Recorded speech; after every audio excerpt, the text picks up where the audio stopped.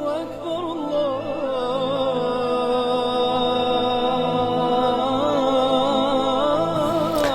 الحمد للہ رب العالمین والصلاة والسلام علی سید المرسلین وعلی آلہ وصحبہ اجمعین۔ مولانا مودودی رحمہ اللہ کی مشہور کتاب قرآن کی 4 بنیادی اصطلاحیں، اس میں ہم بات کر رہے ہیں پہلی اصطلاح الہ کے بارے میں۔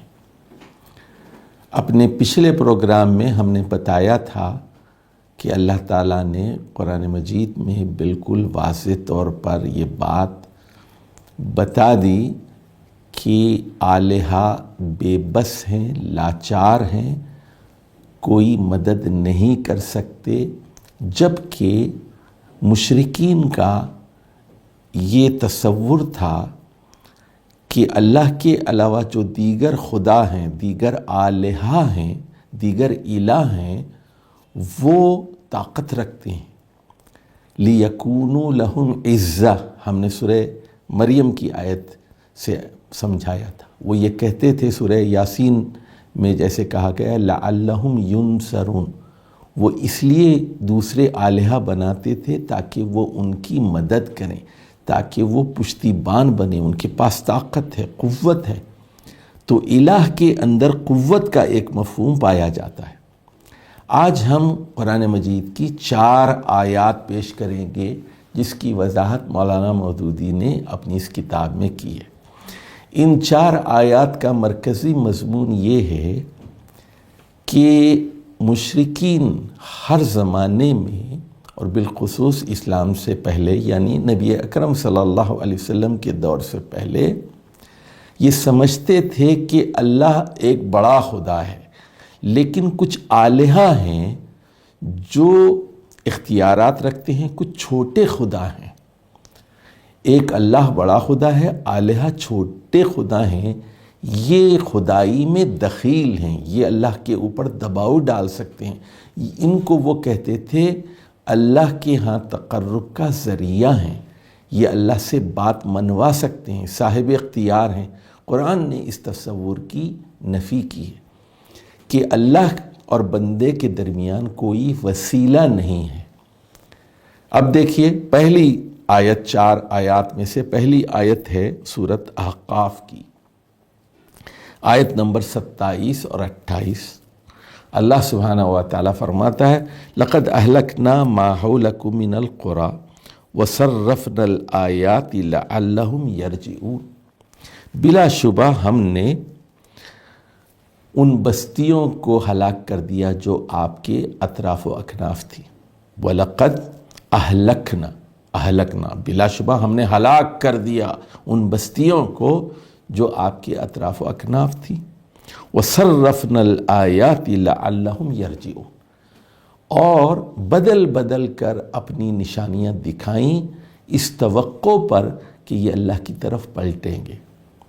دیکھیے اللہ تعالیٰ بعض بستیوں کو ہلاک کرتا ہے، بعض پر سیلاب نازل کر دیتا ہے، بعض پر زلزلے آتے ہیں بستیوں کو، تاکہ دوسرے لوگ اس سے سبق حاصل کریں، عبرت حاصل کریں۔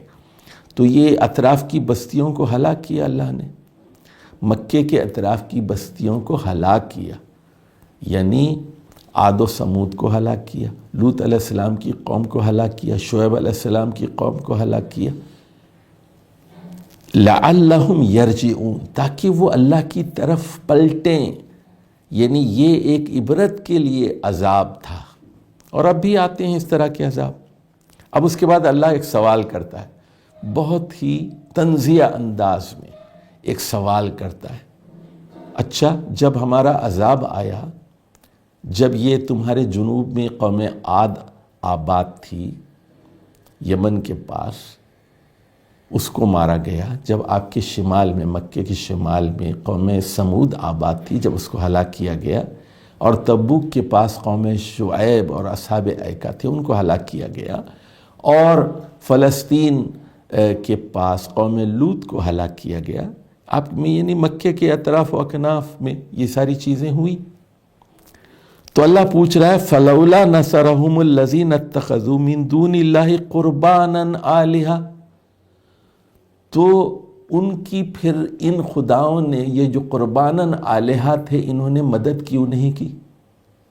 یہ جو تمہارے خدا تھے، یہ نوح علیہ السلام کے زمانے سے 5 خدا چلے آ رہے تھے، ود، سوا، یغوث، یعوق اور نصر، اور یہ لات و منات، ان خداؤں نے جو تمہارے قرباناً آلہہ تھے، جو اللہ کا تقرب حاصل کرنے کے لیے بطور وسیلہ تم نے یہ آلہہ بنا لیے تھے، چھوٹے خدا بنا لیے تھے، ان لوگوں نے مدد کیوں نہیں کی؟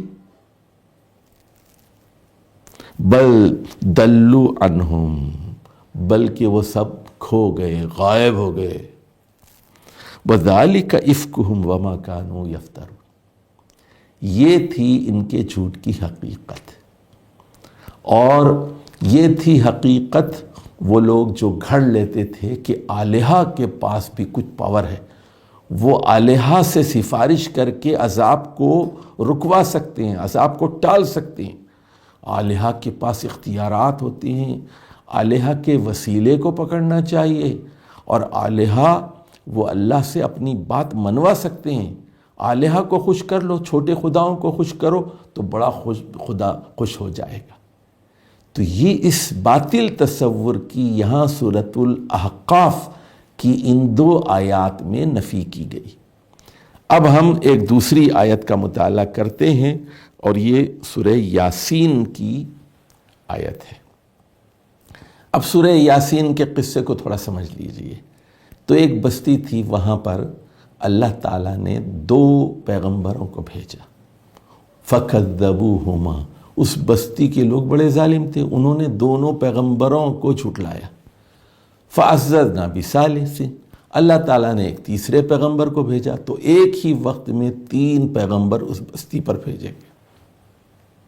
قوم نے ٹھکرا دیا، لیکن اس بستی میں ایک سمجھدار آدمی تھا، اور وہ آیا، یہ چوتھا آدمی تھا، وہ مسلمان ہو گیا، اور اس نے لوگوں سے کہا کہ دیکھو یہ 3 پیغمبر باکردار ہیں، صحیح بات کر رہے ہیں، ان کی بات مانو۔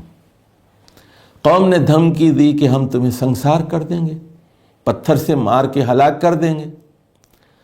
تو اب دیکھیے یہ جو مومن تھا، یہ جو چوتھا آدمی تھا 3 پیغمبروں کے علاوہ، وہ یہ کہتا ہے وَمَا لِيَ لَا أَعْبُدُ الَّذِي فَطَرَنِي، کیوں نہ میں، وہ اپنے آپ سے بات کر رہا ہے، دیکھیے خود کلامی ہے، وہ کہہ رہا ہے کیوں نہ میں اس خدا کی عبادت کروں جس نے مجھے پیدا کیا۔ Why shouldn't I؟ وَمَا لِيَ لَا أَعْبُدُ الَّذِي فَطَرَنِي، جو میرا فاطر ہے، جو میرا خالق ہے۔ وَإِلَيْهِ تُرْجَعُونَ، اور اسی کی طرف تم لوگوں کو بھی لوٹنا ہے۔ میں کیوں نہ اس ایک خدا کی عبادت کروں جو خالق ہے اور جس کی طرف تم لوگوں کو بھی لوٹنا ہے۔ وَإِلَيْهِ تُرْجَعُونَ وَاتَّخَذُوا مِن دُونِهِ آلِهَةً، اور اب وہ دیکھیے وہ یہ کہتا ہے، سوال کرتا ہے اپنے آپ سے، أَأَتَّخِذُ مِن دُونِهِ آلِهَةً، کیا میں اللہ کو چھوڑ کر دوسرے آلہہ بنا لوں؟ أَأَتَّخِذُ مِن دُونِهِ آلِهَةً، اپنے آپ سے سوال کر رہا ہے، کیا میں پاگل ہوں؟ کیا میں بے وقوف ہوں؟ کیا میرے پاس عقل نہیں ہے؟ کیا میں دوسرے خداؤں کو تسلیم کر لوں اللہ کو چھوڑ کر؟ اچھا، إِن يُرِدْنِ الرَّحْمَنُ بِضُرٍّ لَا تُغْنِي عَنِّي شَفَاعَتُهُمْ شَيْئًا وَلَا يُنْقِذُونِي۔ تو سورہ یاسین کی آیت نمبر 22 اور 23 میں یہ بات بتائی گئی، اگر میرا رحمان مجھے کسی نقصان کا فیصلہ کر دے، خدائے مہربان، إِن يُرِدْنِ الرَّحْمَنُ بِضُرٍّ، اگر وہ ارادہ کر لے، فرض کیجئے اللہ نے فیصلہ کر لیا ہے کہ مجھے ٹائیفائیڈ ہو جائے، مجھے کووڈ-19 ہو جائے، مجھے ملیریا ہو جائے، مجھے کینسر ہو جائے، اللہ نے فیصلہ کیا ہے، میرے مقدر میں یہ چیز لکھی ہوئی ہے، لا تغنی عنی شفاعتہم، تو یہ جھوٹے خداؤں کی، یہ تمہارے مذمومہ چھوٹے خدا ہیں، جھوٹے خدا ہیں، ان کی شفاعت، ان کی سفارش میرے کسی کام نہیں آ سکتی، یہ بے بس ہیں، لاچار ہیں، ولا ینقذونی، یہ مجھے چھڑا نہیں سکتے۔ اگر اللہ نے فیصلہ کر لیا ہے، اللہ نے ارادہ کر لیا ہے، یہ بے بس ہے، کچھ نہیں کر سکتے۔ پھر کیا ہوا؟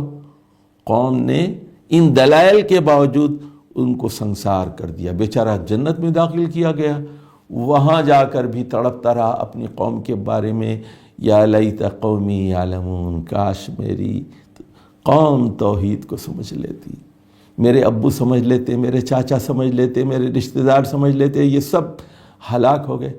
اور کیا ہوا پھر؟ ایک دھماکہ ہوا، ایک بڑی آواز، ایک صیحہ، اور پوری قوم بجھ کر رہ گئی۔ اب آجئے تیسری آیت کا ہم مطالعہ کرتے ہیں، یہ سورہ زمر کی آیت نمبر 3 ہے۔ وَالَّذِينَ اتَّخَذُوا مِن دُونِهِ أَوْلِيَاءَ، وہ لوگ جو اللہ کو چھوڑ کر یا اللہ کے ساتھ ساتھ دوسرے اولیاء تلاش لیتے ہیں۔ دوسرے اولیاء، یہاں دیکھیے آلہہ کے بجائے اولیاء کا لفظ استعمال ہوا ہے۔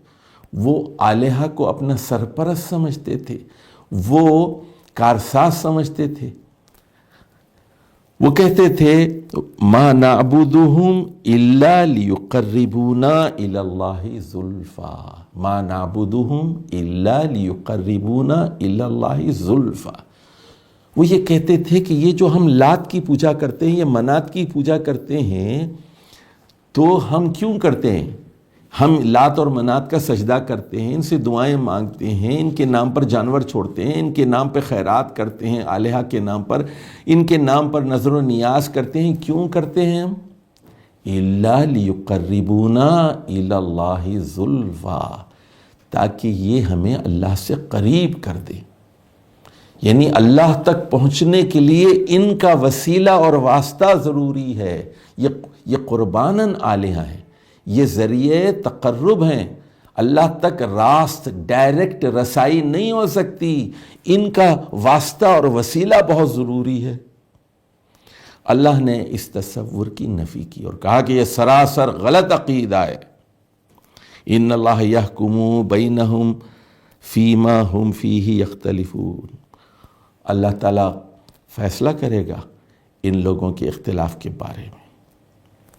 اب دیکھیے سورہ یونس کی آیت نمبر 18، 4 آیتیں ہم نے پڑھی، ایک تو سورہ احقاف کی آیت نمبر 27 اور 28، دوسرے سورہ یاسین کی 22 اور 23، اور پھر سورۃ الزمر کی آیت نمبر 3، اب سورہ یونس کی آیت نمبر 18۔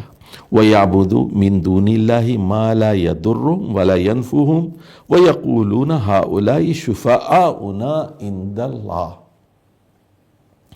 اب یہ مشرکین کا تصور شرک کیا تھا، یہ ذرا سمجھ لیجیے۔ وہ یہ کہتے تھے، یہ آیت بڑی اہم ہے، سمجھیے اس کو۔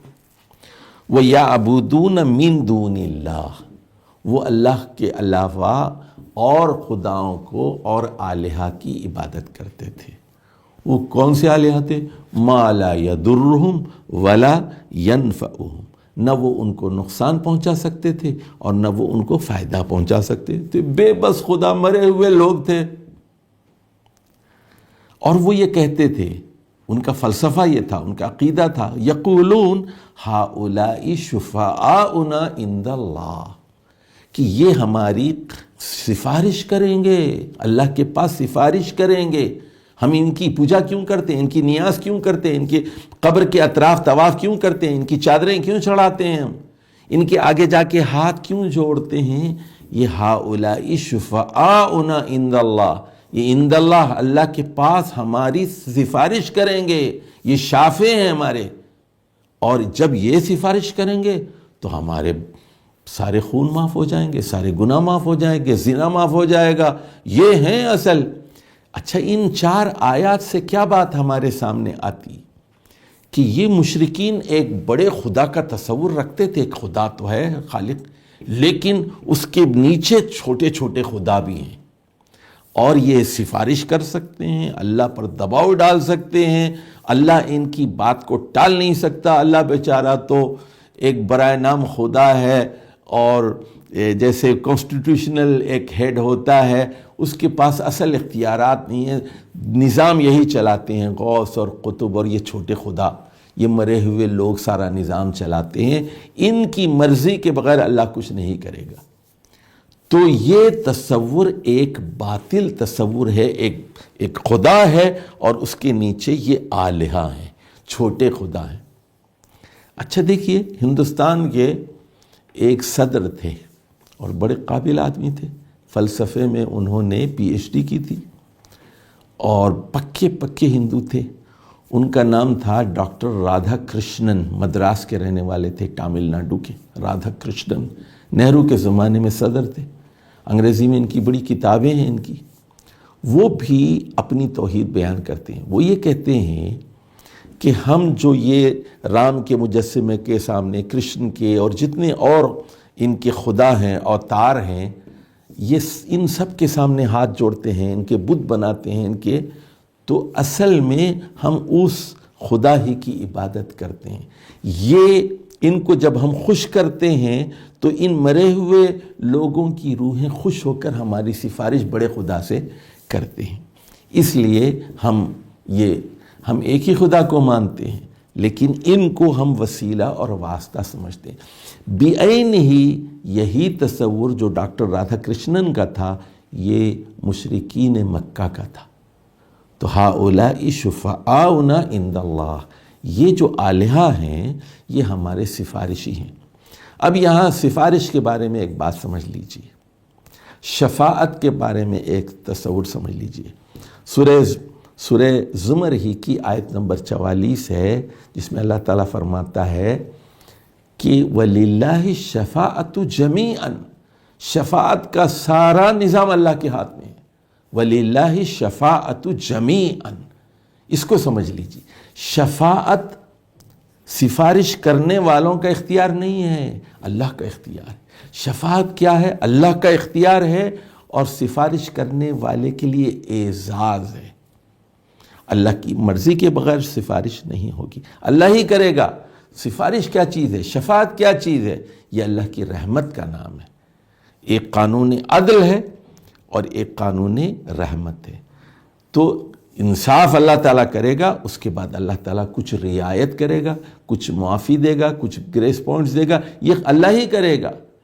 اور پھر وہ کچھ لوگوں کے ذریعے سے ہی یہ بات کروائے گا، ان کی اکرام کے لیے فیصلہ اللہ کرے گا، فیصلہ اللہ کرے گا۔ چنانچہ انبیاء بھی سفارش کریں گے، ملائکہ بھی کریں گے، دیگر انبیاء بھی کریں گے، علماء بھی کریں گے، اور شہداء بھی کریں گے، شہید، اور اس کے علاوہ جو لوگ جنت میں پہلے داخل ہو جائیں گے ان لوگوں سے کہے گا کہ جاؤ اپنے جاننے والوں کو جو رائی برابر ایمان رکھتے ہیں، جو جو کے دانے کے برابر ایمان رکھتے ہیں، جو گیہوں کے برابر ایمان رکھتے ہیں، جو ذرہ برابر ایمان رکھتے ہیں، جاؤ ان کو جا کر دوزخ سے نکال لو جو جل کر کوئلہ ہو چکے ہیں۔ لیکن یہ کب ہوگا؟ یہ سفارش کب ہوگی؟ جب وہ جل کر کوئلہ ہو چکے ہوں گے، ایک طویل مدت کے بعد۔ تو جنت میں جو داخلہ بھی ہوگا وہ بتدریج ہوگا، ایک ساتھ نہیں ہوگا۔ جو اہل ایمان اور اہل عمل ہوں گے وہ پہلے جائیں گے، اور نبی اکرم صلی اللہ علیہ وسلم سب سے پہلے کس کی سفارش کریں گے؟ سب سے پہلے ان لوگوں کی سفارش کریں گے، وہ 70,000 لوگ جو نہ تعویذ لیتے ہیں، جو نہ جھاڑ پھونک کراتے ہیں، نہ جو فالگیری پر یقین رکھتے ہیں، جو نہ داغ لگواتے ہیں، جو صرف اللہ پر توکل کرتے ہیں۔ تو یہ جو شفاعت ہوگی یہ بھی مرحلہ وار ہوگی۔ اب ایک آخری بات سمجھ لیجئے، شفاعت قانون عدل کے خلاف نہیں ہوگی۔ یہ دنیا کی سفارش، یہ دنیا کی شفاعت نہیں ہوگی، جس میں کیا ہوتا ہے؟ عدل کا خون ہوتا ہے، میرٹ کا خون ہوتا ہے۔ ایک میٹرک فیل کو نوکری دے دی جاتی ہے، ایک بی اے پاس کو نوکری نہیں ملتی۔ قیامت کے دن ایسی ناانصافی نہیں ہوگی، اور اللہ تعالیٰ کی طرف سے اعلان ہوگا لا ظلم اليوم، آج کوئی ظلم نہیں ہوگا۔ تو یہ تصور بالکل باطل ہے، غلط تصور ہے، غلط عقیدہ ہے کہ وہاں بھی پرچی چلے گی، وہاں بھی رشوت چلے گی، وہاں بھی سفارشیں کام آئے گی۔ ایسا کچھ ہونے والا نہیں ہے۔ شفاعت ہوگی لیکن وہ قانون عدل کے مطابق ہوگی، بتدریج ہوگی، سزا کے بعد ہوتی جائے گی، اور گناہ کبیرہ کرنے والوں کو بھی اگر وہ صاحب توحید ہوں گے بالآخر الٹیمیٹلی جنت میں داخل کیا جائے گا۔ والسلام علیکم ورحمۃ اللہ وبرکاتہ۔